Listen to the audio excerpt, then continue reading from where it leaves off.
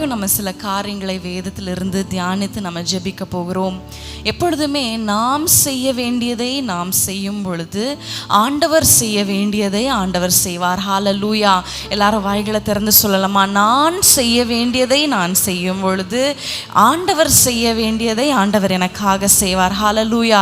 ஆண்டவர் எப்பொழுதுமே நம்ம கிட்ட சில காரியங்களை எதிர்பார்க்கிறார், சில ஒழுங்குகளை எதிர்பார்க்கிறார், சில விலக்கிரயங்களை, சில ஒழுங்குகளை ஆண்டவர் நம்மிடத்துல எதிர்பார்க்கிற தேவன்.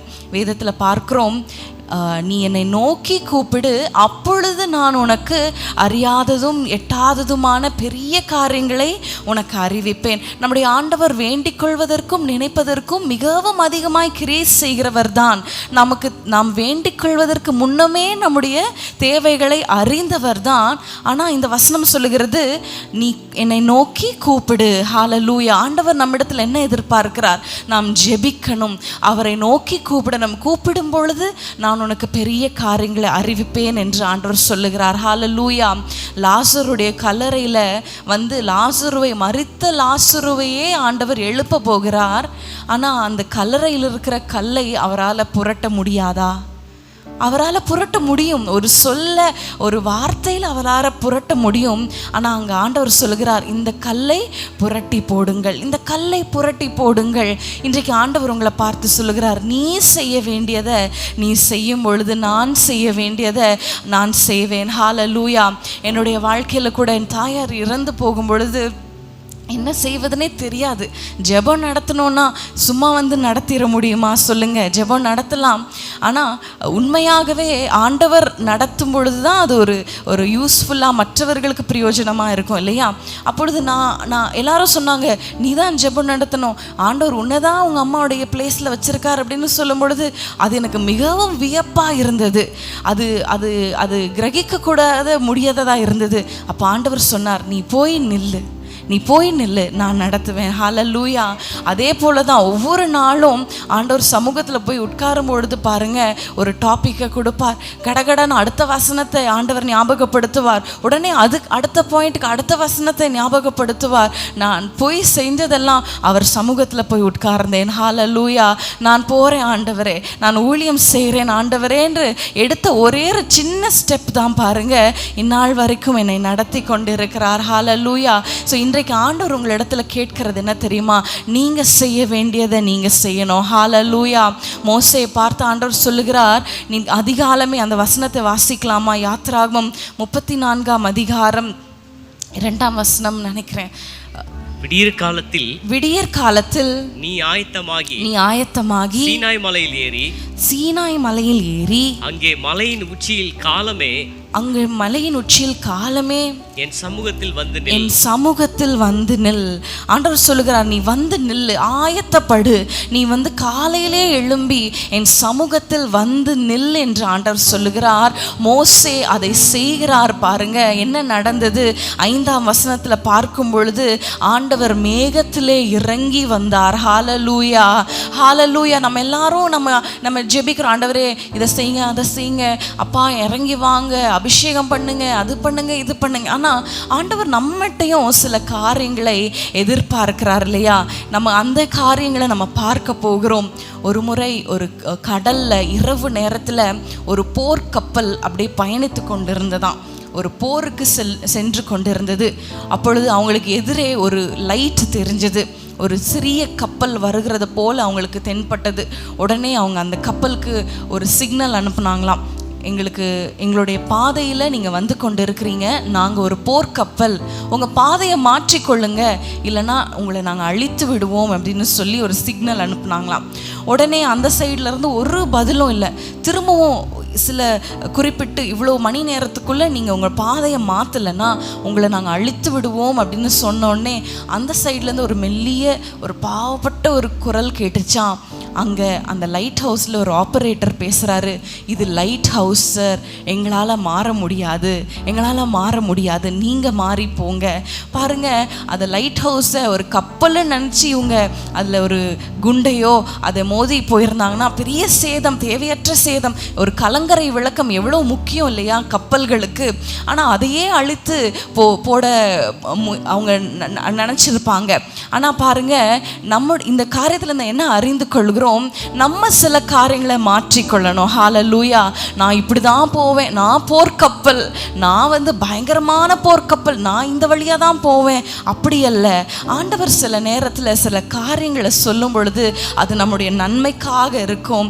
அதை நம்ம செய்யும் பொழுது அது நமக்கு நன்மையாகவே முடியும். ஹல்லேலூயா, ஹல்லேலூயா. வேதத்திலிருந்து நாம் செய்ய வேண்டியது, அதிலும் முதலாவது ரொம்ப ப்ரையாரிட்டைஸ் பண்ணி இது ரொம்ப முக்கியம், இதை முதலாவது செய்யுங்க அப்படின்னு ஆண்டவர் என்னென்ன காரியங்களை சொல்லுகிறார் என்பதை நம்ம இன்னைக்கு வாசித்து வேதத்திலிருந்து தியானித்து நம்ம ஜெபிக்க போகிறோம். எல்லாருக்கும் தெரிந்த வசனம் மத்தேயு 6ஆம் அதிகாரம் 33ஆம் வசனத்தை திருப்பிக் கொள்ளுங்க. எல்லாரும் அப்படியே சொல்ல ஆரம்பிச்சிட்டீங்க, ஆனால் எடுத்து வாசிக்கலாமா? மத்தேயு 6:33. முதலாவது தேவனுடைய ராஜ்யத்தையும் அவருடைய நீதியையும் தேடுங்கள், அப்பொழுது இவைகளெல்லாம் உங்களுக்கு கூட கொடுக்கப்படும். எவைகளெல்லாம் என்று பார்க்கும் பொழுது 31, 32 நம்ம வாசிக்கலாமா? ஆகையால் எண்ணத்தை உண்போம், எண்ணத்தை குடிப்போம், எண்ணத்தை உடுப்போம் என்று கவலைப்படாதிருங்கள். இவைகளெல்லாம் அஞ்ஞானிகள் நாடி தேடுகிறார்கள். இவைகளெல்லாம் உங்களுக்கு வேண்டியவைகள் என்று உங்கள் பரமபிதா அறிந்திருக்கிறார். இவைகளெல்லாம் உங்களுக்கு வேண்டியவைகள் என்று உங்கள் பரமபிதா அறிந்திருக்கிறார். முதலாவது தேவனுடைய ராஜ்யத்தையும் அவருடைய நீதியும் தேடுங்கள், அப்பொழுது இவைகளெல்லாம் உங்களுக்கு கூட கொடுக்கப்படும். எவைகளெல்லாம்? எண்ணத்தை உடுப்போம், எண்ணத்தை குடிப்போம், எப்படி ஃபீஸ் கட்டுவோம், எப்படி இதை செய்வோம், இந்த காரியம் எப்படி நடக்கும், இவைகள் எல்லாவற்றையும் நம்முடைய பரமபிதா அறிந்திருக்கிறார். நீங்கள் யோசித்து பாருங்க, ஒரு ஸ்கூல் படிக்கிற ஒரு சிறுவனை யோசித்து பாருங்க. ஸ்கூல்லேருந்து கடகடகடன்னு வந்து என்ன செய்வான்? அவன் ஸ்கூல் பேக்கை இன்னொரு பக்கம், யூனிஃபார்ம் இந்த ஒரு பக்கம், ஷூ ஒரு பக்கம், சாக்ஸ் ஒரு பக்கம் தூக்கி போட்டு விளையாட போயிடுவான். அவனுக்கு அடுத்த நாள் அந்த ஷூ வேண்டாமா? அடுத்த நாள் அந்த யூனிஃபார்ம் வேண்டாமா? சாக்ஸ் வேண்டாமா? ஸ்கூல் பேக் வேண்டாமா? அவனுக்கு தெரியும், அடுத்த நாள் காலையில் நான் எழும்பும் போது என்னோடய லஞ்ச் பேக்லேருந்து, என் ஷூலேருந்து, சாக்ஸ்லேருந்து க்ளீனாக ப்ரஷ் பண்ணி பாலிஷ் போட்டு எங்கள் அம்மா வச்சுருவாங்க, எங்கள் அப்பா எனக்கு எல்லாம் ரெடி பண்ணி வச்சுருவாங்க, அயன் பண்ணி வச்சுருவாங்க அப்படின்னு அவனுக்கு தெரியும். ஹல்லேலூயா. அப்படிப்பட்ட ஒரு விசுவாசத்தை ஆண்டவர் நம்மக்கிட்ட எதிர்பார்க்கிறார். என் தேவன் பார்த்து கொள்வார். உங்களுடைய பரமபிதா உங்களுக்கு வேண்டியவைகள் என்ன என்று உங்கள் பரமபிதா அறிந்திருக்கிறார். ஹல்லேலூயா, ஹல்லேலூயா. சொல்லுங்களேன், எனக்கு என்ன தேவைன்னு ஆண்டவருக்கு தெரியும். எல்லாரும் சொல்லுவீங்களா? விசுவாசத்தோடு சொல்லுங்க. எனக்கு இன்றைக்கு என்ன தேவை, நாளைக்கு என்ன தேவை, 10 வருஷம் கழிச்சு என்ன தேவை? ஹல்லேலூயா. என் தேவன் அறிந்திருக்கிறார். ஹல்லேலூயா. அஞ்ஞானிகளை போல அல்ல. இன்னைக்கு நம்ம எல்லாரும் யாரு? ஜெப வீரர்களாய் கூடி இருக்கிறோம், தேவனுக்கு ஊழியம் செய்கிறவர்களாய் கூடி இருக்கிறோம். நம்ம எப்படி இருக்கணும்? விசுவாசத்தில் வல்லவர்களாய் இருக்கணும். ஹல்லேலூயா. வேதம் சொல்லுகிறது, முதலாவது ஆண்டவருடைய ராஜ்யத்தை தேடுங்கள். எல்லாருக்கும் தேவை இருக்குதான், ஆனா அந்த தேவை மத்தியில் ஆண்டவரை பார்த்து என்ன சொல்ல போறோம் தெரியுமா? ஆண்டவரே, உம்மை நான் பார்க்கிறேன். ஹல்லேலூயா. தேவனுடைய ராஜ்யத்தை தேடுங்கள் என்று சொல்லும் பொழுது, அப்போ தேவனுடைய ராஜ்யம் என்ன? தேவனுடைய ராஜ்யம்னா என்ன? வாசிக்கலாமா? ரோமர் 14ஆம் அதிகாரத்துக்கு திருப்பிக் கொள்ளுங்க. ரோமர் 14ஆம் அதிகாரம் 17, 18 வசனங்கள். தேவனுடைய ராஜ்யம் புசிப்பும் குடிப்பும் அல்ல, அது நீதியும் சமாதானமும் பரிசுத்த ஆவியினால் உண்டாகும் சந்தோஷமுமாய் இருக்கிறது. பரிசுத்த ஆவியினால் உண்டாகும் சந்தோஷமாய் இருக்கிறது. சிம்பிளா சொல்லணும்னா, ஆண்டவருக்கு அடுத்த காரியங்கள் தேவனுடைய ராஜ்யம். ஹல்லேலூயா, ஹல்லேலூயா. வேதம் வாசிக்கிறது, ஜெபிக்கிறது, சேர்ந்து ஜெபிக்கிறது, உறவினர்களாய் சேர்ந்து ஜெபிக்கிறது, ஆவியில நிரம்பி ஜெபிக்கிறது, அது தேவனுடைய ராஜ்யம். ஹல்லேலூயா. 1 கொரிந்தியர் இன்னொரு வசனம் இருக்கிறது, தேவனுடைய ராஜ்யம் பேச்சில் அல்ல, அது பலத்தில் உள்ள பொழுது ஹalleluya ஆவியினால நிரப்பப்படுகிற அந்த அனுபவங்கள் ஹalleluya இப்படிப்பட்ட அனுபவங்களை நம்ம நாடும் பொழுது, இப்படிப்பட்ட அனுபவங்களை நம்ம முக்கியத்துவப்படுத்தும் பொழுது பாருங்க, நம்முடைய தேவைகளை, நம்முடைய குடும்ப காரியங்களை ஆண்டவர் பார்த்து கொள்வார். ஹalleluya ஹalleluya. இன்னொரு காரியத்தை மாத்திரம் வாசித்துடலாமா? 22, 37, 38 வசனங்களை பார்க்கும் பொழுது, உன் ஆண்டவரிடத்துல நீ உன் முழு இருதயத்தோடும், உன் முழு ஆத்மாவோடும், உன் முழு மனதோடும் அன்பு கூறுவாயாக. இது முதலாம் கற்பனை. ஹalleluya. முதலாம் கற்பனை. முதலாவது நம்ம செய்ய வேண்டியது ஆண்டவரை தேடுவது, ஆண்டவருடைய ராஜ்யத்தை தேடுவது, அவரில் அன்பு கூறுவது, அவரில் முழுமையாக அன்பு கூறுவதுனா என்ன? 3 T சொல்லுவாங்க இல்லையா? முதல்ல டைம், முதல் டைம். இரண்டாவது டி என்ன? நம்மளுடைய ட்ரெஷர்ஸ் என்று சொல்லும் பொழுது நம்மளுடைய பொக்கிஷங்கள், அதாவது நம்ம விலையேற பெற்றதாய் நினைக்கிற காரியங்கள் பாருங்க, அது ஆண்டவருக்கு நம்ம கொடுக்கணும். மூன்றாவது நம்முடைய டேலண்ட், நம்முடைய தாளந்துகள் ஆண்டவர் சமூகத்தில். உங்களால் நல்லா ஒரு டாக்டர் இங்கே வந்திருக்கிறீங்க, நல்லா பார்க்க முடியுது. ஆண்டவருடைய ராஜ்யத்துக்காக அவங்க டாக்டராக மக்களுக்கு பணி செய்வதன் மூலம் ஆண்டவருடைய ராஜ்யத்தை கட்டுறாங்க. இன்னும் சிலர் நல்ல கவுன்சிலிங் கொடுப்பீங்க. கவுன்சிலிங்கிற பேரில் அட்வைஸும் இன்னும் கிரிட்டிசிசமும், ஒரே இப்படி பண்ணணும், நீ இப்படி பண்ணனால தான் அப்படி கிடையாது, வேதத்தை சொல்லுங்க, ஆண்டவர் இப்படி சொல்லுகிறார், நம்ம ஜெபிக்கலாம் அப்படின்னு ஊக்கமூட்டுகிற வார்த்தைகளை நீங்கள் பேசுங்க. உங்களால் முடிந்தால் உங்கள் பணங்களை கொடுத்து உதவுங்க. இது தேவனுடைய ராஜ்யத்துக்கு விரிவாக்கத்துக்கு உதவுமானால் உங்களால் கூடுமானதை எல்லாவற்றையும் செய்யும் பொழுது ஆண்டவர் உங்கள் காரியங்களை பார்த்து கொள்வார். ஆனால் இன்னைக்கு நம்முடைய வாழ்க்கையில் பார்க்கும் பொழுது, முதலாவது நான், முதலாவது என் பிள்ளைகள், முதலாவது என் கணவன், முதலாவது என் குடும்பம், இப்படிதான் நம்ம போய்கொண்டு இருக்கிறோம். அஞ்ஞானிகள், உலக மக்கள் அப்படி இருக்கலாம். ஆனால் நீங்கள்லாம் யாரு? ஜெப வீரர்கள். ஹalleluya இல்லையா? நம்ம அப்படி இருக்கக்கூடாது. அதை தேவன் நம்மிடத்தில் எதிர்பார்க்கல. இன்னைக்கு ஒரு தீர்மானம் எடுக்கலாம். ஆண்டவரே, முதலாவது நான் உம்மை வைக்கிறேன். ஹalleluya. கண்களை மூடி ஜெபிக்கலாம். ஆண்டவரே, உம்மை நான் வைக்கிறேன், உம்மை நான் வைக்கிறேன், உம்மை நான் முன்பாக, கர்த்தரை நான் முன்பாக வைத்திருக்கிறேன், ஆகையால் நான் அசைக்கப்படுவதில்லை என்று தாவீது சொல்லுகிறார். இன்னைக்கு ஒரே கலக்கங்களும் பிரச்சனைகளும் அலசடிகளும் இருக்குதா உங்க வீட்டுல? இன்னைக்கு நீங்க கர்த்தரை முன்பாக வைங்க. கர்த்தரை நான் முன்பாக வைத்திருக்கிறேன், ஆகையால் நான் அசைக்கப்படுவதில்லை என்று தாவீது சொல்லுகிறார். சொல்லுங்க, ஆண்டவரே, நான் உம்மை முன்பாக வைக்கிறேன். என் காரியங்கள்ல ஆண்டவருக்கு கொடுக்க வேண்டிய நேரத்தை கொடுக்காம எத்தனை நாட்கள் நம்ம விருந்து விட்டோம். நாளைக்கு பார்த்துக்கலாம். ஆண்டவர் உங்க கையில இந்த காரியத்தை ஒப்பு கொடுத்தாரே, நீங்க ஜெபிப்பீங்க என்று உங்களை அழைத்து உங்களை தெரிந்து கொண்டாரே. ஆண்டவருக்கு முக்கியத்துவப்படுத்தினோமா? எத்தனை நேரம் ஆண்டவர் நம்மை முக்கியமாய் வைத்தார், நம்மளை பாதுகாத்தார், நம்ம கண்ணிகள்ல இருந்து நம்மளை விடுவித்து மீட்டு வந்தார். ஆனா ஆண்டவருக்கு முக்கியத்துவம் கொடுக்காம விட்டுட்டோமே, ஆண்டவரை அசட்டை பண்ணி விட்டோமே. ஆண்டவரிடத்துல சொல்லுங்க, ஆண்டவரே, நான் மாறணும், ஆண்டவரே நான் மாறணும், அப்பா உம்மை நான் நேசிக்கணும். இன்னும் முழு இதயத்தோடு சொல்லுங்க. உங்களுக்கு தெரியும், உங்களுக்கும் ஆண்டவருக்கும் இடையில எவ்வளவு தூரம் இருக்கு என்பது உங்களுக்கு தெரியும். ஆண்டவரிடத்துல சொல்லுங்க, ஆண்டவரே கிட்ட, ஆண்டவரே இன்னும் கிட்ட, இன்னும் உம்மோடு நான் இணையணும், இன்னும் உம்மோடு நான் இணையணும். உம்முடைய இருதயத்தின் பாரங்களை நான் அறிந்து கொள்ளணும். அப்பா, என்னுடைய பாரத்தையே நான் சுமந்தது போதும். சொல்லுங்க, சுமந்தது போதும். அது அப்பாவுடைய சமூகத்துல இன்றைக்கு வைத்து விடுங்க.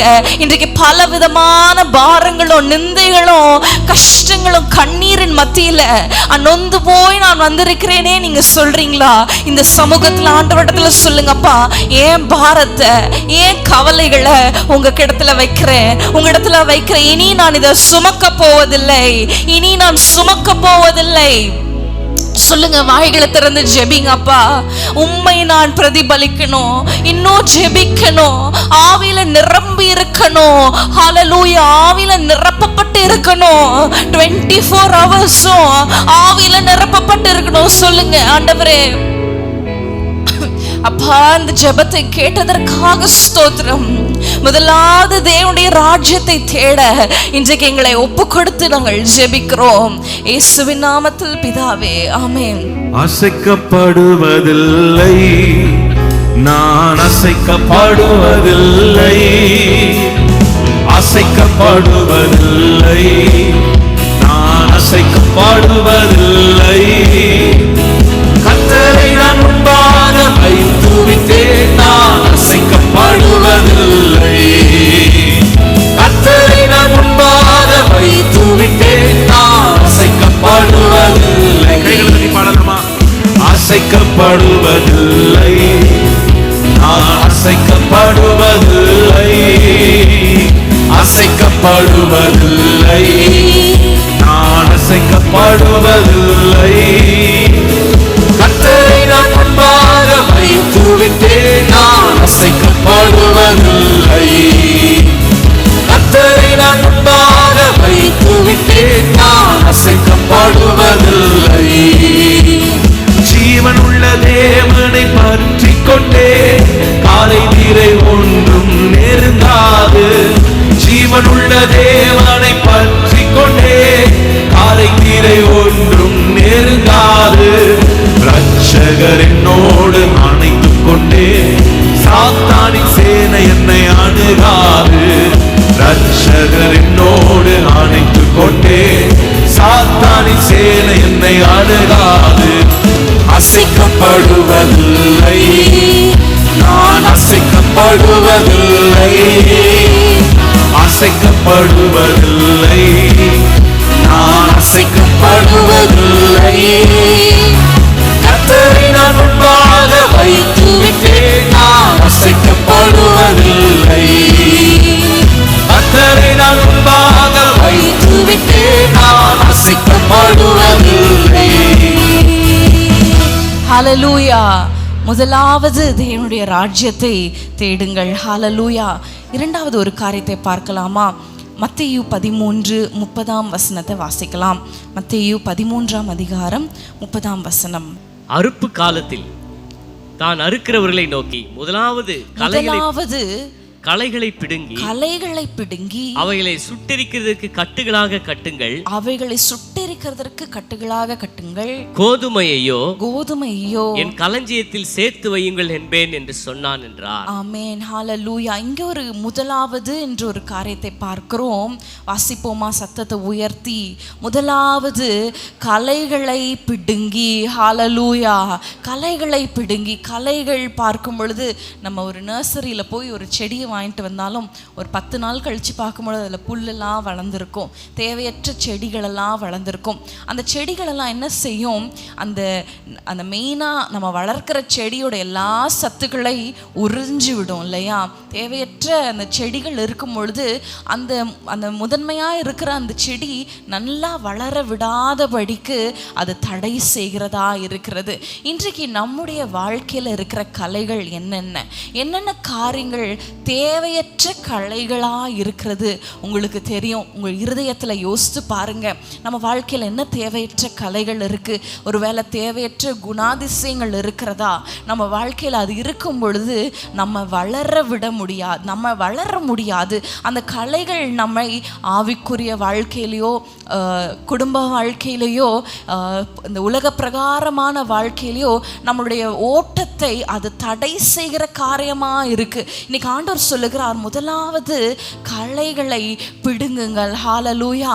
எப்பொழுதுமே ஆண்டவர் நமக்கு ஒரு டைம் கொடுப்பார். இந்த களைகளெல்லாம் நீ நீயாகவே எடுத்துரு என்று சொல்லி ஆண்டவர் டைம் கொடுப்பார். ஆனால் அந்த டைமில் நம்ம செய்யலைன்னு வைங்களேன், ஆண்டவரே அதை செய்யும் பொழுது அது மிகவும் கஷ்டமாக இருக்கும், அது ரொம்ப கடினமாக இருக்கும், அது ரொம்ப வலிக்கும், ரொம்ப கடினமான ஒரு ப்ராசஸாக இருக்கும். இன்றைக்கு ஆண்டவரிடத்தில் கேளுங்க, ஆண்டவரே என் வாழ்க்கையில் இருக்கிற களைகள் என்ன? ஒருவேளை உங்களுக்கு தெரியலையா? ஆண்டவரிடத்தில் கேளுங்க, ஆண்டவரே அதை எனக்கு காண்பித்து கொடுங்க, அதை எனக்கு உணர்த்துங்க, நான் எதை நான் விடணும், என்னுடைய குணத்தில் நான் எப்படி மாறணும், என்னுடைய பழக்க வழக்கங்களில் எதை நான் விடணும். ஒருவேளை கசப்பாகிய வேர் நம்முடைய இருதயத்தில் காணப்படுகிறதா? இன்றைக்கு ஆண்டவர் சொல்லுகிறார், அப்படிப்பட்ட வேர்களை, அப்படிப்பட்ட கலைகளை நம்ம எடுத்து விடணும். ஹல்லேலூயா. முதலாவது பிடுங்கி விடணும். மத்தேயு 5ஆம் அதிகாரம் 23, 24 வசனங்களை வாசிக்கலாமா? ஆகையால் நீ பலிபீடத்தில் உன் காணிக்கை செலுத்த வந்து உன் பேரில் உன் சகோதரனுக்கு குறை உண்டென்று அங்கே நினைவு கூறுவாயாகில், அங்கேதானே பலிபீடத்தின் முன் உன் காணிக்கை வைத்துவிட்டு போய் பின்பு உன் சகோதரனோட ஒப்புரவாகி பின்பு வந்து உன் காணிக்கையை செலுத்து. ஆமென். முன்பு உன் சகோதரனோடே ஒப்புரவாகி பின்பு வந்து உன் காணிக்கையை செலுத்து. முதலாவது போய் ஒப்புரவாகி பின் உன் காணிக்கையை செலுத்து. இன்றைக்கு ஸ்தோத்திர பலிகளாகிய காணிக்கையை செலுத்துகிறோமா? ஆண்டவரிடத்துல ஜெபிக்கிறோமா? நம்முடைய இருதயத்தில் சில கசப்புகள் இருக்கா? இன்றைக்கு ஆண்டவர் உங்களோடு பேசுகிறார். முன் நீங்கள் செய்ய வேண்டியது என்ன? ஒப்புரவாகணும். ஹல்லேலூயா. இன்றைக்கு இந்த கலைகளை நம்ம எடுத்து போடும் பொழுது ஆண்டவர் சொல்கிறார், முதலாவது பிடுங்குங்க. முதல்ல நீங்க செய்ய வேண்டியதை நான் முதல்ல செய்யணும். ஹல்லேலூயா. சமைக்கிறோன்னு வைங்களேன், கடைசியில் தாளிப்பு, இந்த சட்னி வச்சுக்கோங்க, கடைசியில் தாளிச்சு கொட்டணும். ஆனால் ஃபஸ்ட்டே தாளிச்சுட்டு அதுக்கப்புறம் நான் சட்னியை செய்வேனா? அப்படி கிடையாது. முதல்ல வெங்காயம் தக்காளியை வதக்கணும். வதக்காமல் நம்ம சிக்கனெல்லாம் போட்டுட்டு அதுக்கப்புறம் வதக்குவேன்னா அது எப்படி இருக்கும்? தலைகீழாக இருக்கும். அது ஒரு மாதிரி இருக்கும் இல்லையா? ஆனால் சாப்பிடலாம், ஏதோ அட்ஜஸ்ட் பண்ணிக்கலாம். ஆனால் நல்ல ருசியாக இருக்கணும், ரொம்ப டேஸ்ட்டாக இருக்கணும். பெண்களுக்கு எப்போவுமே ஒரு டிஷ் செஞ்சால் எல்லாரும் பாராட்டணும்னு ரொம்ப ஆசையாக இருக்கும். உண்மை தானே? இல்லை அப்படியே முறைச்சி பார்க்குறீங்க இல்லையா? ஆமாம் தானே? ஆனால் அது யாருமே எதுவுமே சொல்லலைன்னா எப்படி உங்களுக்கு கஷ்டமாக இருக்கும். அதே போல் நம்ம முதலாவது செய்ய வேண்டியதை நம்ம கரெக்டாக அந்த ஆர்டராக நம்ம செய்யும் பொழுது பாருங்கள், அது ரொம்ப ருசியுள்ளதாக இருக்கும். அது ஒரு கனியுள்ள வாழ்க்கையாக இருக்கும். ஹல்லேலூயா. ஹல்லேலூயா. நமக்கே சந்தோஷமாக இருக்கும். நம்ம இருதயத்தில் ஒரு கசப்பும் இல்லை, ஒரு பாரமும் இல்லை, யாரை குறித்தும் எந்த ஒரு குறையும் இல்லை. நானும் என் ஆண்டவரும் நான் ஜெபிக்கிறேன், ஆண்டவர் என்னோடு பேசுகிறார், நான் வேதத்தை தியானிக்கிறேன். அப்படிப்பட்ட ஒரு வாழ்க்கை இருக்கணும். ஹல்லேலூயா. கண்களை மூடி ஜெபிக்கலாமா? முதலாவது களைகளை பிடுங்கணும். ஹல்லேலூயா. களைகளை பிடுங்கி சுத்தம் செய்யுங்க. ஹல்லேலூயா. மத்தேயு 23 ஒரு வசனம் இருக்குது, அதை மாத்திரம் வாசித்துடலாமா? 23, 26. 23:26. குருடனான பரிசேயனே, போஜன பாத்திரங்களில் வெளிப்புறம் சுத்தமாகும்படி அவைகளின் உட்புறத்தை முதலாவது சுத்தமாக்கு. ஆமென். வெளிப்புறம் சுத்தமாகும்படி அவைகளின் உட்புறத்தை முதலாவது சுத்தமாக்கு. ஹல்லேலூயா. உட்புறத்தை முதலாவது சுத்தமாக்கு. ஹல்லேலூயா. நம்ம இருதயத்தை இன்னைக்கு நம்ம ஆண்டவரிடத்துல ஒரு விசையாய் சுத்திகரிக்க போகிறோம். கண்களை மூடி அப்படியே ஆண்டவர் சமூகத்துல, ஆண்டவரே வெளிப்புறம் சுத்தமாகணும். வெளிப்புறம் அந்த மரம் செழித்தோங்கணும் என்றால் தேவையற்ற அந்த உள்ள இருக்கிற அந்த கலைகள்லாம் பாருங்க, உள்ளுக்குள்ள அப்படியே வளர்ந்து கிடக்கும். இன்னைக்கு ஆண்டவர் உங்களோடு பேசுகிறார். உங்களுடைய இருதயத்துல இருக்கிற கலைகள், ஹல்லேலூயா, தேவன் விரும்பாத காரியங்கள், கசப்புகள், ஹல்லேலூயா, மூர்க்க குணங்கள், ஆண்டவரிடத்துல சொல்லுங்க, ஆண்டவரே இந்த கலையை நீக்கி போடுவீராக, எனக்கு கிருபை தருவீராக. ஹல்லேலூயா. இருதயத்துல இருக்கிற தேவையற்ற சிந்தனைகள், யோசனைகள் ஆண்டவரிடத்துல சொல்லுங்க, அப்பா என் இருதயத்தை ஒரு விசையாய் சுத்திகரிப்பீராக.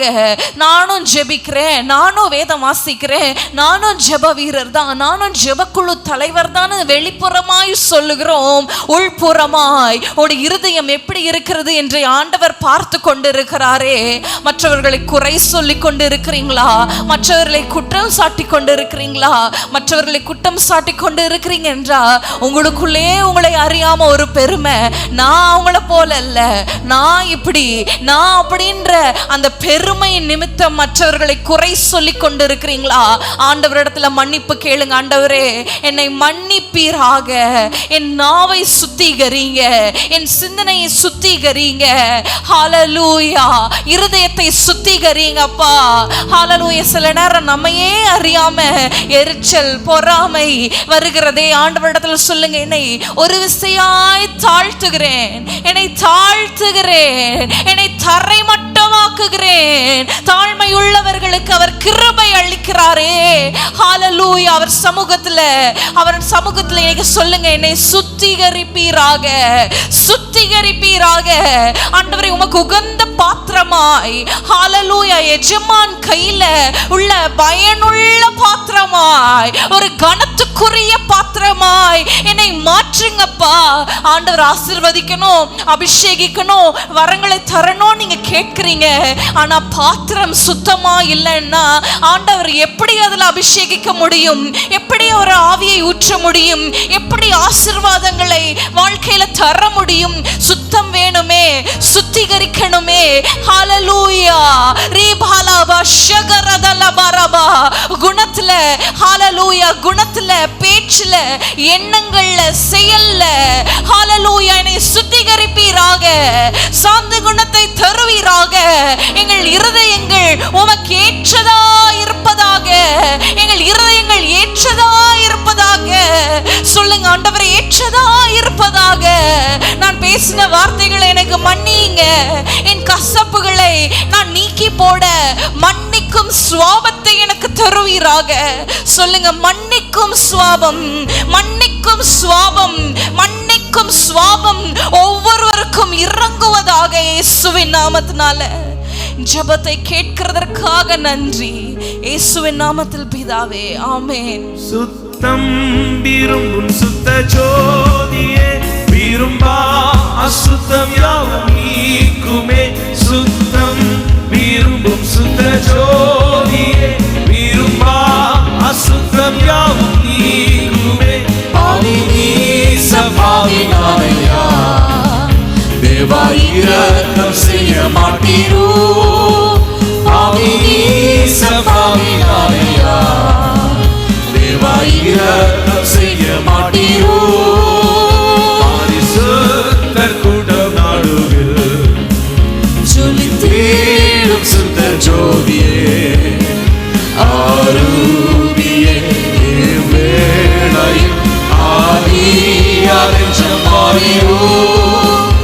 ஆரூபியே வேளையில் ஆதியார் என்ற மாறியோ. ஹல்லேலூயா. முதலாவது நாம் செய்ய வேண்டிய காரியத்தை நாம் செய்யணும். ஹல்லேலூயா. இன்னொரு காரியத்தை நம்ம பார்க்கும் பொழுது லூக்கா 10ஆம் அதிகாரம் 5ஆம் வசனத்தை நம்ம பார்க்கலாம்.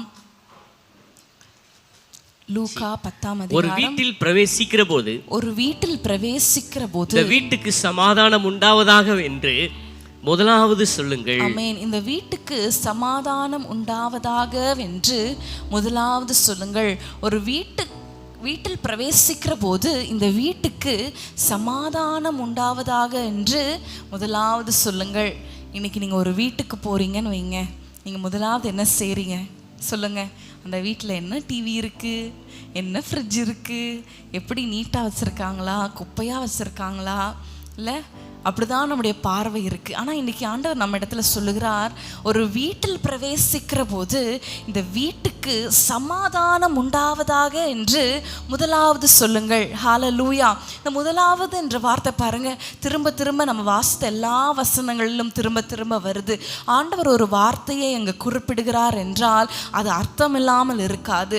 முதலாவதுன்னு சொல்லும் பொழுது முதல்ல இதை செய்யுங்க அப்படின்னு ஆண்டவர் இன்றைக்கு உங்களை பார்த்து சொல்லுகிறார். முதலாவது ஒரு வீட்டில் பிரவேசிக்கும் பொழுது அந்த வீட்டை வாழ்த்துங்கள். ஹல்லேலூயா.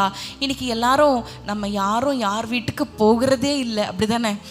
எல்லாரும் பிஸி, எல்லாரும் அவங்கவுங்க வேலையை பார்த்து விட்டு வீட்டுக்கு வந்து சமைச்சு தூங்குறதுக்கு தான் சரியாக இருக்குது. யாருமே யாரும் வீட்டை பார்க்குறதில்ல. ஆனால் ரோட்டில் போகும் பொழுதோ சர்ச்லேயோ திடீர்னு இந்த ப்ரேயர் சென்டரில் வரும் பொழுதோ நம்ம திடீர்னு மீட் பண்ணும் பொழுது கூட அவங்கள பார்த்து என்ன செய்யணும், நீங்கள் எப்படி இருக்கீங்க, நல்லா இருக்கீங்களா அப்படின்னு சொல்லி சமாதானமான வார்த்தைகளை பேசணும். ஹல்லேலூயா. சில பேர் எடுத்தோடனே, என்ன சிஸ்டர் இப்படி ஆயிட்டீங்க, இன்னும் இப்படி மெலிஞ்சு போயிட்டீங்க, இன்னும் இப்படி குண்டாகி போயிட்டீங்க, இப்படி தான் வார்த்தைகள். அதை கேட்டோடனே ஒரு சமயம் ஒரு திருமணத்தில் கூட என் பக்கத்தில் ஒருத்தவங்க உட்கார்ந்துருந்தாங்க. திடீர்னு ஒருத்தவங்க வந்து, என்ன சிஸ்டர் இப்படி தடிச்சு போயிட்டீங்க அப்படின்னோடனே அவங்களுக்கு என்ன சொல்கிறதுனே தெரியல. நான் இருக்கேன், நிறைய பேர் இருக்கும்பொழுது அவங்களுக்கு ரொம்ப ஒரு ஷையாக, ரொம்ப வெக்கமாகிருச்சு. நிறைய பேருக்கு தெரியல பாருங்கள் எப்படி பேசணும், என்ன சொல்லணும், பொதுவாக இருக்கிற நேரத்தில் என்ன சொல்லணும். சிலர் போய், எத்தனை வருஷமாக குழந்தை இல்லை, டாக்டர்கிட்ட போகிறீங்களா, ட்ரீட்மெண்ட் எடுக்கிறீங்களா, அவங்களுக்கு தெரியாதா? என்ன சொல்லுங்கள், நான் உங்களுக்காக ஜெபிக்கிறேன், ஆண்டவர் நிச்சயமாய் சீக்கிரத்தில் ஒரு குழந்தையை தருவார். அப்படிப்பட்ட ஒரு பாசிட்டிவான வார்த்தைகளை, ஹல்லேலூயா ஹல்லேலூயா, சமாதானத்துக்கு ஏதுவான வார்த்தைகளை நம்ம பேசணும். ஏன்னா நம்ம ஜெபிக்கிறவங்க இல்லையா, எல்லாரும் கேட்பாங்க, இவங்க ஜெபிக்கிறாங்களாம், எப்படி பேசுகிறாங்க பாருங்கள், எவ்வளோ ஹர்ட் பண்ணுறாங்க பாருங்கள். இப்படியெல்லாம் நம்ம பேர் வாங்கக்கூடாது. ஹல்லேலூயா. போவாஸை குறித்து ஒரு வசனம், ரூத் 2ஆம் அதிகாரம் 4ஆம் வசனம் எல்லாரும் திறந்து வாசிங்களா. அது ஒரு அற்புதமான ஒரு காரியம். ரூத் 2ஆம் அதிகாரம் 4ஆம் வசனம், பக்கம் 335. 335 அப்பொழுது போவாஸ் பெத்லகேமிலிருந்து வந்து அறுக்கிறவர்களை பார்த்து, கர்த்தர் உங்களோடு இருப்பாராக என்றான். யார்? போவாஸ். யார்? அந்த நிலத்துக்கு அதிகாரி. அவன் ஒரு லேண்ட்லார்ட், அவன் ஒரு முதலாளி. ஆனால் அறுக்கிறவர்களை, கூலி ஆளிகளை பார்த்து, அவனிடம் கீழே உள்ளவர்களை பார்த்து போவாஸ் சொல்லுகிறார், கர்த்தர் உங்களோடு இருப்பாராக, கர்த்தர் உங்களை ஆசிர்வதிப்பாராக. வாழ்த்துதலை நம்ம பார்க்கிறோம், ஆசிர்வதிக்கிற ஒரு நபராக நாங்கள் பார்க்கிறோம். முதலாளி தான். இன்றைக்கு இருக்க முதலாளிகள் எல்லாம் பார்க்கும் பொழுது, ஏ வா, ஏ போ, இது கொண்டு வா, திமிரா, அப்படி ஒரு பார்வை. அப்படி போவாஸ் செய்யலை பாருங்க. போவாஸை ஆண்டவருக்கு அடையாளப்படுத்துவாங்க. அப்போ போவாஸை பாருங்க, அறுக்கிறவர்களை பார்த்து, எளிமையானவர்களை பார்த்து, சமுதாயத்தில் கீழே இருக்கவங்களை பார்த்து, அவருக்கு கீழே வேலை செய்கிறவர்களை, அவர் கையில் சம்பளம் வாங்குகிறவர்களை பார்த்து போவாஸ் சொல்லுகிறார், கர்த்தர் உங்களை ஆசீர்வதிப்பாராக, உங்களை வாழ்த்துகிறேன், உங்களை ஆசீர்வதிக்கிறேன் என்று சொல்லுகிற போவாஸை பார்க்கிறோம். இன்றைக்கு நம்முடைய வார்த்தைகள், நம்முடைய பேச்சு, நம்முடைய நடவடிக்கைகள், நம்முடைய குணங்கள், நம்முடைய கம்யூனிகேஷன் ஸ்கில்ஸ் எப்படி இருக்கு, இன்றைக்கு கொஞ்சம் மாற்றிக்கணும். ஹல்லேலூயா. முதலாவது, ஒரு வீட்டுக்குள் பிரவேசிக்கும் போது சமாதானம் உண்டாவதாக என்று சொல்லுங்கள். ஹல்லேலூயா. இன்றைக்கு ஆண்டவர் உங்களோடு பேசி இருக்கிறார் என்று நினைக்கிறேன். சிலரோடு கண்களை மூடி அதற்கு ஒப்பு கொடுக்கலாமா? ஆண்டவரே, ஆண்டவரே, என் வாயிலிருந்து ஆசீர்வதிக்கிற வார்த்தைகள் வரணும் அப்பா. மற்றவர்களை காயப்படுத்துகிற, ஒருவேளை நீங்கள் சொல்லலாம், நான் கன்சர்னோட தானே கேட்டேன், நான் அவங்கள குறித்து பாரத்தோடு தானே கேட்டேன். அப்படி அல்ல. மற்றவர்களை ஆறுதல் படுத்துகிற வார்த்தைகள் நம் வாயிலிருந்து புறப்படணும். சில நேரம் நீங்கள் சொல்லலாம், எனக்கு தெரியாமல் பேசிட்டேன், அப்படிப்பட்ட காரியங்கள் ஆண்டவர் எனக்கு ஞானத்தை தரணும். சொல்லுங்க. முக்கியமாக குடும்பத்தில் பேசும் பொழுது ஆண்டவர் நமக்கு ஞானத்தை தருவாராக, ஞானத்தை தருவாராக. குடும்ப உறவுகளில் விரிசல் ஏற்படாதபடிக்கு ஞானமுள்ள வார்த்தைகள் சொல்லுங்க. ஞானமுள்ள வார்த்தைகள் வாயில கையை வைத்து சொல்லுங்க. ஞானமுள்ள வார்த்தைகள் என் நாவிலிருந்து புறப்பட்டு வருவதாக. காயப்படுத்துகிற வார்த்தைகள் அல்ல, ஹல்லேலூயா, உடைக்கிற வார்த்தைகள் அல்ல, மற்றவர்களை கட்டுகிற வார்த்தை, ஹல்லேலூயா, கட்டுகிற வார்த்தை என் நாவிலிருந்து புறப்பட்டு வருவதாக. ஆண்டவரே, என்னை அர்ப்பணித்து ஜெபிக்கிறேன் அப்பா, என்னை அர்ப்பணித்து ஜெபிக்கிறேன். உம்முடைய கிருபை தாங்கட்டும் இயேசுவின் நாமத்தில் பிதாவே, ஆமென். இந்த நாளின் ஒவ்வொரு நிமிடமும் உந்தன் நினைவா நிரம்ப வேண்டும். இந்த நாளின் ஒவ்வொரு நிமிடமும் உந்தன் நினைவா நிரம்ப வேண்டும். என்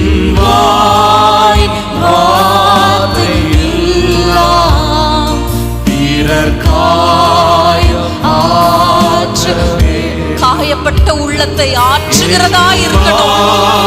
காயப்பட்ட உள்ளத்துக்கு ஔஷதமாய் மாற்றுங்க என்னை. சொல்லுங்க.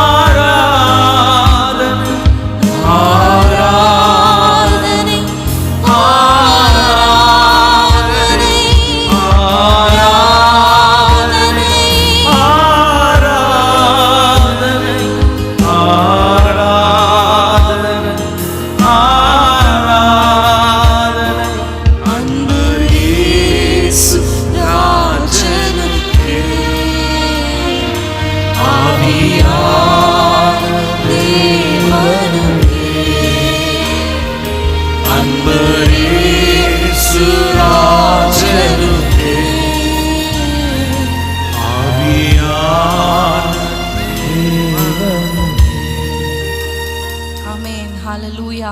3 காரியங்களை நான் சொன்னேன். முதலாவது, தேவனுடைய ராஜ்யத்தை தேடுங்கள். முதலாவது, களைகளை பிடுங்குங்கள். முதலாவது, சமாதானம் உண்டாவதாக என்று வாழ்த்துங்கள்.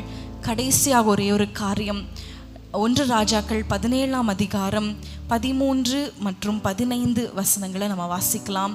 1 ராஜாக்கள் 17, 13, 15. அப்பொழுது எலியா அவளை பார்த்து பயப்படாதே, நீ போய் உன் வார்த்தையின்படி ஆயத்தப்படுத்து. ஆனாலும் முதல் அதிலே எனக்கு ஒரு சிறிய அடையை பண்ணி என்னிடத்தில் கொண்டு வா. பின்பு உனக்கும் உன் குமாரனுக்கும் பண்ணலாம். ஆமென். 15ஆம் வசனம். அப்பொழுது அவள் எலியாவை நோக்கி, 15ஆம் வசனம், அவள் போய் எலியாவின் சொற்படி செய்தால் அவளும் இவனும் அவள் வீட்டார் அநேக நாள் சாப்பிட்டார்கள். ஹல்லேலூயா. முதல் அதிலே எனக்கு ஒரு சிறிய அடையை பண்ணி என்னிடத்தில் கொண்டு வா. ஹல்லேலூயா. இன்னொரு காரியம், முதலாவது நம்ம செய்ய வேண்டியது என்ன தெரியுமா? ஆண்டவருக்கு கொடுக்கிறது. ஹல்லேலூயா, ஹல்லேலூயா. முதலாவது இந்த ஸ்திரியை பார்த்து சொல்லுகிறார் எலியா, முதல்ல நீ எனக்கு கொண்டு வா, தேவ மனுஷனாகி எனக்கு கொண்டு வா, பின்பு உனக்கும் உன் குமாரருக்கும் பண்ணலாம். அப்படி அவர்கள் செய்யும் பொழுது பாருங்க, அவளும் இவனும் அவள் வீட்டாரும் அநேக நாள் சாப்பிட்டார்கள். ஒரு குறைவில்லாத ஆசீர்வாதத்தை அவங்க சுதந்திரித்துக் கொள்ளுகிறாங்க. இன்றைக்கு கொடுங்கள் அப்படின்னு சொன்னாலே சிலருடைய முகங்கள்லாம் மாறிடுது, சிலருடைய முகங்கள்லாம் சுழித்து விடுறாங்க. இன்னைக்கு கொடுங்கள்னு சொல்லும்போது இயேசு சந்திக்கிறார், ஊழியத்துக்கு கொடுங்கள் அப்படி நான் சொல்லலை, எங்களுக்கு கொடுங்கள் அப்படி சொல்லலை, ஆண்டவருக்கு கொடுங்கள். ஹல்லேலூயா. ஆண்டவர் உங்களுக்கு எங்கே கொடுக்கணும்னு ஏவுகிறாரோ, ஒருவேளை ஏழைகளுக்கு கொடுங்க அப்படின்னு, ஏழைகளுக்கு கொடுக்கணும் அப்படின்னு ஆண்டவர் உங்களிடத்துல ஏவுகிறாரோ, அதன்படி செய்யும் பொழுது பாருங்க, முதலாவது ஹல்லேலூயா. என்னோட தாயார் ஒரு சகோதரி குறித்து எங்களிடத்துல சொல்லுவாங்க, அவங்களுடைய கணவன் சம்பளத்தை கொண்டு வந்து கொடுத்த உடனே பாருங்க, அவங்களுடைய கபோர்டில் வந்து ஒரு 3-4 கவர் வச்சிருப்பாங்களாம். ஒன்று சபைக்கு, இன்னொன்று ஏழைகளுக்கு, இன்னொன்று விதவைகளுக்கு. வந்த உடனே பாருங்க, அந்த சம்பளத்துல இருந்து முதலாவது அந்த பங்குகளெல்லாம் எடுத்து அந்த கவர்ல போட்டு வச்சிருவாங்களாம். பாருங்க, முதலாவது அது செய்யும் பொழுதுதான் அந்த பணம் அங்கேயே இருக்கும். கடைசியில பார்த்துக்கலான்னு சொல்லும் பொழுது ஒன்றுமே இருக்காது, எல்லாம் செலவழிந்து போயிடும். இன்றைக்கு முதலாவது நம்ம கர்த்தருக்கு கொடுக்கிற காரியத்துல, கர்த்தருக்கு விதைக்கிற விஷயத்துல நம்ம ப்ரையாரிட்டைஸ் பண்ணணும். ஹல்லேலூயா, ஹல்லேலூயா. ஆண்டவர் யாருக்கு கொடுக்கணும்னு உங்களிடத்துல ஏவுகிறாரோ, எந்த ஊழியத்திற்கு, எந்த மிஷனரிக்கு, ஒருவேளை உங்கள் கண் முன்னாடி சில விதவைகளோ, சில தாயை தகப்பனை இழந்தவர்களோ, கணவனை இழந்தவர்களோ கஷ்டப்படுகிறார்கள் என்றால் அவங்களுக்கு உதவிக்கரம் நீட்ட நீங்க முற்படுங்க. ஹல்லேலூயா. நீதிமொழிகள் 3:9 ஒரு வசனம் இருக்கு, வாசிக்கலாமா? 3:9 நீதிமொழிகள். உன் பொருளாலும் உன் பொருளாலும் உன் எல்லா விளைவின் முதற் பலனாலும் உன் எல்லா விளைவின் முதற் பலனாலும் கர்த்தரை கனம் பண்ணு. கர்த்தரை கனம் பண்ணு. ஹalleluya. உன் எல்லா விளைவின் முதற் பலனாலும் முதலாவது நம்ம ஆண்டவருக்கு கொடுக்கிறவர்களாய் மாறணும். ஹalleluya. ஹalleluya. ஆண்டவர் யாருக்கு உங்களுக்கு கொடுக்கணும்னு ஆண்டவர் ஏவுகிறாரோ முதல்ல வரும் பொழுது, ஆண்டவரே இது உமக்கு நீர் எனக்கு கொடுத்தது, சம்பாதிப்பதற்கான பலத்தை அவர் தருகிறார். ஹalleluya. ஞானத்தை அவர் தருகிறார். உங்களுக்கு ஒரு வேலை இருக்கு, ஒரு வருமானத்திற்கு ஒரு வழி இருக்குதுன்னா அது யார் கொடுத்தது? ஆண்டவர் கொடுத்தது. அப்போ ஆண்டவருக்கு கொடுத்து அதை நம்ம கனம் பண்ணும் பொழுது பாருங்க அது எவ்வளவு சந்தோஷமா இருக்கும். ஹalleluya. முதல்ல நம்ம வேலைக்கு போகிறோம் என்றால் அது அந்த சம்பளத்தை வாங்கின உடனே எனக்கு நினைவு இருக்கிறது, என்னுடைய தாய்க்கும் தகப்பனுக்கும் ஒரு gift நான் வாங்கி கொடுக்கணும்னு ரொம்ப ஆசையா இருந்தது. அதை நான் வாங்கி கொடுத்தேன். அது அவங்க அது சின்ன ஒரு gift இருந்தாலும் அதை பெற்றுக்கொள்ளும் பொழுது அவங்க மிகவும் சந்தோஷப்பட்டாங்க. மிகவும் அவங்களுக்கு ரொம்ப சந்தோஷமா இருந்தது. அப்படித்தானே ஆண்டவரும் நம்மளை குறித்து மகிழுவார். இன்றைக்கு ஆண்டவர் கொடுத்த அந்த ஆசீர்வாதங்களை அவருக்கு கொடுக்க நம் கைகளை ஆண்டவர் பலப்படுத்தணும். சிலருக்கு அந்த இருதயமே இருக்காது பாருங்க, கொடுக்கணும்னே வராது, ஏழைகளுக்கு கொடுக்கணும்னே வராது. அது நாசமாய் பூத்து போய் அழுகி போனாலும் குப்பையில போடுவாங்களே தவிர அது மற்றவர்களுக்கு கொடுத்துடணும், அவங்களுக்கு ஆசீர்வாதமா இருக்கும்ன்ற எண்ணமே இருக்காது. அப்படிப்பட்டவர்களாய் ஒரு வேலை இருப்பீங்கன்னா இன்னைக்கு ஆண்டவரிடத்துல கேளுங்க, ஆண்டவரே கொடுக்கிற அந்த சுவாபத்தை எனக்கு உண்டாக்குங்க. ஹalleluya. முதலாவது ஆண்டவருக்கு, முதலாவது ஆண்டவருடைய பணிக்கு, ஆண்டவருடைய காரியத்துக்கு, ராஜ்யத்துக்கு நம்ம விதைக்கும் பொழுது நம்முடைய தேவைகளை அவர் பார்த்து கொள்வார். ஹalleluya. இன்னைக்கு கண்களை மூடி ஜெபிங்க. ஆண்டவரே முதலாவது என்னுடைய பலனாலும் முதற் பலனாலும் என்னுடைய விளைவின் எல்லா பலனாலும் உங்களை நான் கனப்படுத்தணும். ஆண்டவர் எவ்வளோ உயரத்துக்கு உங்களை கொண்டு போய் நிறுத்தி இருக்கிறார். உங்களை எவ்வளவு தலைகுனிந்த இடத்துலெல்லாம், கடன் வாங்கின இடத்துலெல்லாம் இவ்வளோ இப்போ நான் உங்களை தலை நிமிர்ந்து வைத்திருக்கிறாரே, அவருக்கு நம்ம கொடுக்க, ஏழைகளுக்கு நம்ம கொடுக்க, நாம் கஷ்டப்பட்டது போல எத்தனை மக்கள் இன்னைக்கு கஷ்டப்படுறாங்க. நீங்க கடந்து வந்த பாதையில இன்றைக்கு அநேகர் நடந்து கொண்டு இருக்கிறாங்க. நீங்க கடந்து வந்த பாதையில இன்னைக்கு அநேகர் நடந்து கொண்டு இருக்கிறாங்க. நீங்க உதவ வேண்டாமா? உங்களுடைய கரத்தை நீட்ட வேண்டாமா? உங்களுடைய இருதயம், ஹalleluya, நீங்க சொல்லுங்க, ஆண்டவரே என்னுடைய இருதயத்தில் அந்த கொடுக்கிற சுவாபத்தை உண்டு பண்ணுவீராக. ஆண்டவரே ஜெப வீரர்களுக்கு, ஆண்டவரே இங்க கூடி இருக்கிறவர்களுக்கு அப்படிப்பட்ட இருதயத்தை நீர் உண்டு பண்ணுவீராக. ஒருவேளை கையில ஒண்ணுமே இல்லையே, நான் எங்க போய் கொடுக்கிறது?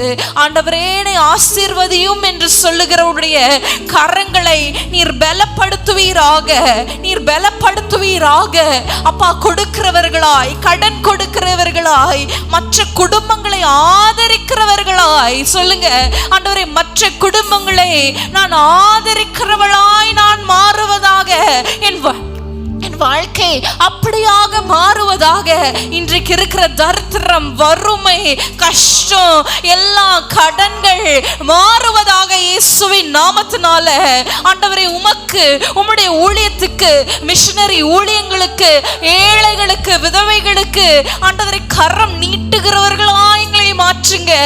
மற்றவர்களை ஆசீர்வதிக்கிற கரம் உடையவர்களாய், இருதயம் உடையவர்களாய் இன்றைக்கு கூடியிருக்கிற ஒவ்வொரு குடும்பங்களையும், ஒவ்வொரு நபரையும் மாற்றுவீராக. அப்பா, கீழாகாமல் மேலாவாய், வாளாகாமல் தலையாவாய் என்று சொன்ன வாக்குத்தத்தங்களை நாங்கள் பிடித்துக் கொள்ளுகிறோம். உம்முடைய நாமம் மகிமைப்படட்டும்.